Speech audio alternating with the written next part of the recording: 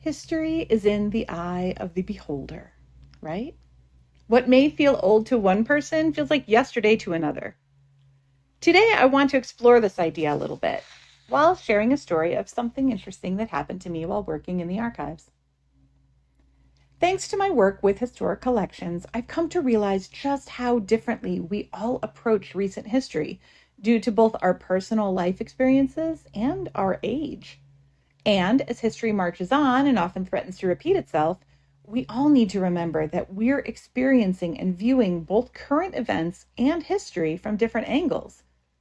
And as we age, we incorporate not only our life experiences, but also our ancestors' experiences into our very personal understandings of the history of the world. The story I'm sharing today is a very direct example of this. How people from different generations have very different views of not only history as it plays in our minds, but also how we approach tangible history, artifacts and archives, and the past.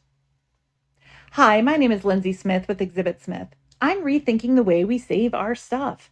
I help people interpret, preserve, and better understand the objects that make up our world.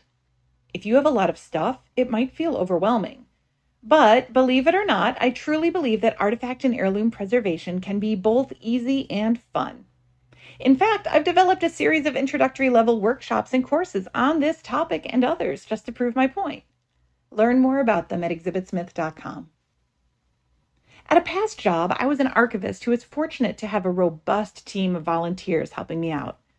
They answered research requests and assisted with archival processing. The volunteers were mostly retirees and had a lot more life experience than I did, especially since I was still in my 20s at the time. Now, at the same time, I also had a high school intern who was very interested in museum collections, and I tried to provide her with a good introduction to things and find her hands-on activities that were appropriate. So, we had a teenager, me in my 20s, and a team of retirees, and we were all focused on the same historic collections. At the time, we were focusing on a collection of papers that was associated with the 1933-1934 World's Fair, which was held in Chicago. Now, to me, the 1930s were a while ago, and the papers were old, but they weren't old, you know? My grandparents had told me plenty of stories from the 30s when I was growing up, so while those years felt far away, they weren't quite out of reach. The high schooler, however, had a very different approach. To her, the 1930s might as well have been ancient history. And as I showed her the collection, she was afraid to touch anything. I tried to make her feel more comfortable with the task at hand. I don't remember exactly what I had planned for her, but it was definitely appropriate for her age and experience level. But even then, she was very hesitant and shocked that I would even put these items in front of her. And then there was Lester. Okay, let's pause for a second. Lester is not his real name. I've changed his name, but I want you to know that I definitely enjoyed having Lester on my volunteer team. He was a great asset to the collection and to the archives. And as an aside, I have had a volunteer named Lester before, and this story is not about him. But anyhow, Lester, as I said, was one of our retiree volunteers. And to Lester, the 1933 collection was not old at all. In fact, he had been a Boy Scout at the fair, volunteering, and he remembered it fondly.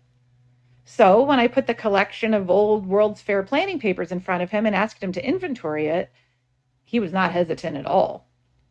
And this is where things get a little funny, or cringy maybe, but mostly funny, maybe because I caught things in time.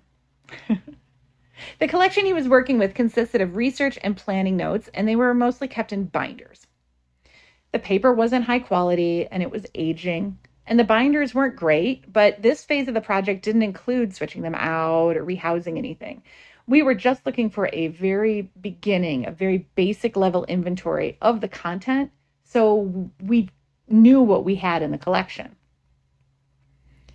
And while I understood that these papers were old, but not very old, and that they deserved an extra level of care because they were part of an official museum collection and archive. And my high schooler wouldn't go near them, and my retiree felt a little too comfortable diving right in. I was stuck in the middle. So, one day, Lester was hard at work, inventorying the collection, when all of a sudden he stood up and walked over to the office supply table. He grabbed the 3-hole punch and headed back to his desk. Uh-oh. What was he going to do? I was going to have to address this, right? We would not be adding any holes to these processed archival papers, after all. So I stood up, walked over to his desk, and had a conversation about how these were officially in the collection and historic documents and official records, and we should not be altering them in any way. And again, I was only in my 20s, and these papers didn't feel especially old or special to Lester. However, he was very polite about it and thankfully kept whatever thoughts he had on the matter to himself. And the hole punch went back to the office supply table. So we both returned to work and all was well until he got up again. Oh, he was back at the office supply table, but this time he had the Scotch tape. Oh no. Scotch tape, and honestly, the vast majority of adhesives can wreak havoc on whatever they touch. What might seem like a quick and easy solution to repair a piece of paper or anything else quickly turns into a yellow, brittle, nasty mess. The tape starts to yellow after only a few years, after all. So when in doubt, keep the little paper tear as is, or take the time to get the proper materials to repair it using the materials that will keep it safe for the long run. But that's a whole other subject matter. For this podcast, just put the tape down. That's what Lester did. He got up, got the Scotch tape, and put it right down on his desk. And I was right behind him. Oh, great. I thought, here we go again. So I very politely explained that tape has a very short life, and saying that if you use the tape, you might be able to get 10 years from it before it starts to turn. That's it. Maybe that long. And dear Lester looked me straight in the eye and very seriously said, "Well then, you've gotten another 10 years out of it."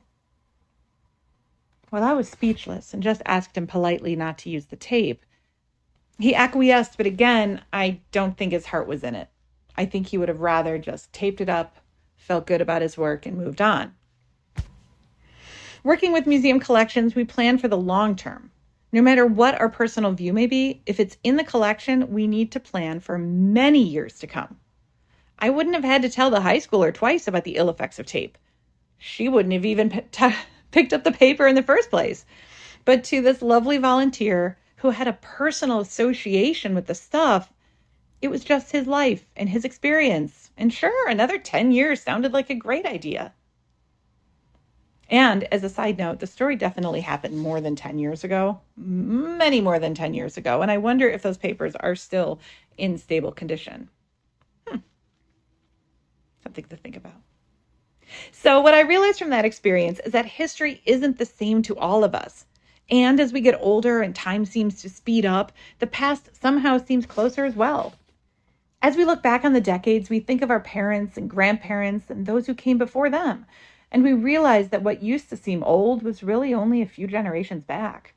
And even though it seems like we all need to learn this lesson firsthand, for example, there was no way I'd be able to explain things in a way that would make the teenager feel more comfortable with the ancient history before her, the experience did remind me just how we need to work together to understand the history that is still around us. I'm curious, have you had any intergenerational experiences like this? There we go. Whether you're visiting a museum or looking through a family photo album or somewhere else in your life, where the old and the young and the middle-aged all get together and have a rousing conversation or shared very different experiences, I would love to hear about it. And if you're interested to learn more about archival care and management, please visit exhibitsmith.com, download some of our free resources, and learn more about our workshops and upcoming courses. We will be debuting online courses this fall of 2024. So while you're on the website, scroll all the way to the bottom and please subscribe to our very occasional newsletter so you don't miss a thing. In fact, I haven't even debuted the newsletter yet. That's how occasional it is. Anyhow, I hope this episode has made you think, and I hope you've enjoyed it. Thank you so much for listening. I'm already looking forward to the next episode.